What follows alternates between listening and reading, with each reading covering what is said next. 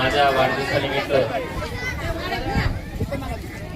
सर्व कासारी ग्रामस्थ व मित्रमंडळ व ज्येष्ठ या सर्वांनी जे प्रेम माझ्यावर दाखवलंय, या प्रेमानं माझं मन भरून आलंय.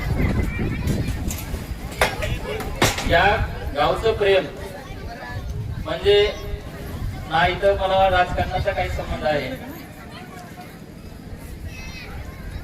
तर राजकारणाच्या पलीकडे जाऊन प्रेम करणारे माझे गाव, या गावावर तुमचं असणारं माझं प्रेम, माझं असणारं तुमचं प्रेम, हेच प्रेम आपलं आयुष्यभर राहो हीच ईश्वर चरणी आणि बाबाच्या चरणी मी नतमस्तक होऊन आशीर्वाद घेऊन सांगतो की असेच प्रेम आपले राहो. गेली अनेक वर्षापासून विविध कार्यक्रम या गावामध्ये माझ्या वाढदिवसानिमित्त राबवले जातात. खरंच तरुण मित्रमंडळाचं मी खूप खूप आभार व्यक्त करतो. आणि आज सुंदर असा कीर्तनाचा कार्यक्रम पार पडलेला आहे. आणि येतानाच माझी चर्चा झाली की जागृत देवस्थान असणार इथे पावसाचं वातावरण ठरून येतानाच मला दिसत होतं आणि मंडप लावून दिसत होतं. आमची गाडीमध्ये चर्चा झाली की माझ्या गावचा एखादा विकास महागा राहिला तरी चालेल, पण मी कासारीकरिता नक्कीच प्रयत्न करेन की पुढच्या येणाऱ्या वाढदिवसानिमित्त इथे सभामंडप पडला पाहिजे. एवढा मी 100% प्रयत्न करेन. आणि मी सर्वांचे इथं मला बोलावलं, माझा सन्मान केला, याबद्दल मी सर्वांचे आभार व्यक्त करतो आणि इथं थांबतो. धन्यवाद. निश्चितच धन्यवाद. आणि या गुरुबाबाच्या पावन भूमीमध्ये केलेलं दान, केलेलं काम वाया जाणार नाही, हेही आम्ही तुम्हाला गावाच्या वतीने शब्द देतो. कारण एवढे जागृत देवस्थान आहे. या देवस्थानामुळं अनेक कित्येक लोकांचे संसार बसले, हेही या उदाहरणानं सांगतो. प्रत्येक महिन्याला आमच्या इथून 1 ते 2 पोरग नोकरीला 100% शासकीय नोकरी लागत आहे. त्याबद्दल तुम्हाला निश्चितच या देवाच्या दारामध्ये काम केल्याबद्दल तुम्हाला निश्चितच त्याचं योग्य ते आशीर्वाद तुम्हाला भेटतील. आणि मी तुम्हाला धन्यवाद देतो. आणि असंच आमच्या गावावर प्रेम राहू द्या. आणि आमचंही 100% तुमच्यावर आमचं प्रेम आहे. हे तुम्ही आता बघितलंच आहे की वाढदिवस आहे, गावातून 2 किलोमीटर इकडं सगळे गावकरी उपस्थित आहेत. तन मन धनानं सगळेजण कार्य करायले.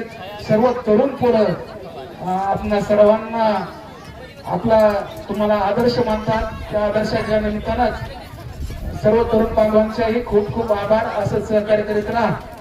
आणि यानंतर आपल्याच गावच्या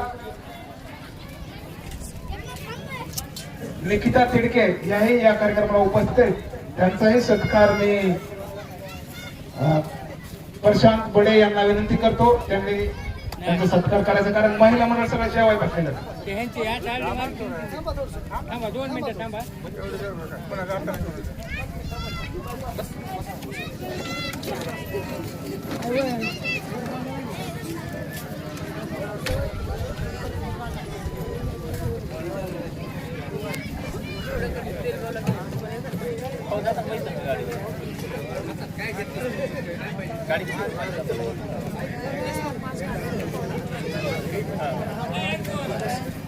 हा, तर निकिता तिडके यांचा सत्कार अनिताताई बडे यांना मी विनंती करतो, त्यांनी त्यांचा सत्कार करायचा.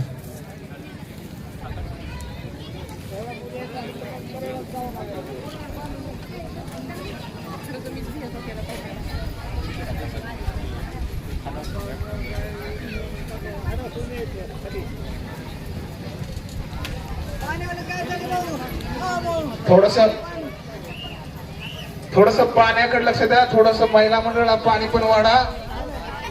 जेवणाची वाढ खूप छान केली तुम्ही सर्वांनी, तरुण बांधवांनी.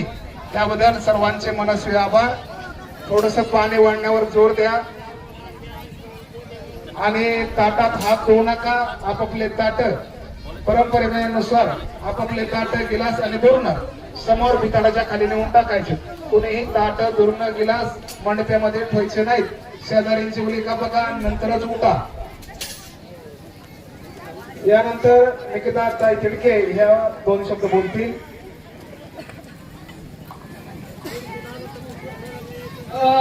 जेवण झालं असेल तर 2 मिनिट आहे तिथे उभं राहून बघा, म्हणजे कारण की महत्वाच्या सूचना द्यायच्या. आणि सर्वप्रथम तर आमच्या लाडक्या भावाला जन्मदिवसाच्या हार्दिक शुभेच्छा. आता अनेक प्रकारे वाढदिवस साजरा करतात वेगवेगळ्या प्रकारे, पण आमच्या बंधुरायांनी सगळ्यांना जेवण देऊन अन्नदान देऊन जर बर्थडे साजरा केला असेल तर याच्यापेक्षा मोठं कोणतं काम नाही मला असं वाटतं. आणि स्पेशल महिलांसाठी जसं की आता माझं मिशन वात्सल्य समितीवर नियुक्ती झालेली आहे, तर त्याच्यामधून जे आपल्या एकल महिला असतील, जसं की विधवा झालेल्या महिला, त्यांच्यासाठी आपण स्कीम राबवू शकतो. जसं की अपंग असतील त्यांच्यासाठी आपण त्यांना म्हणजे दर महिन्याला पगार लावू शकतो. जे विधवा महिला असतील ते म्हणजे वयाची कुठलीही अट नाही, फक्त एकल महिला असली पाहिजे विधवा, त्याच्यासाठी आपण त्यांना दर महिना पगार लावू शकतो.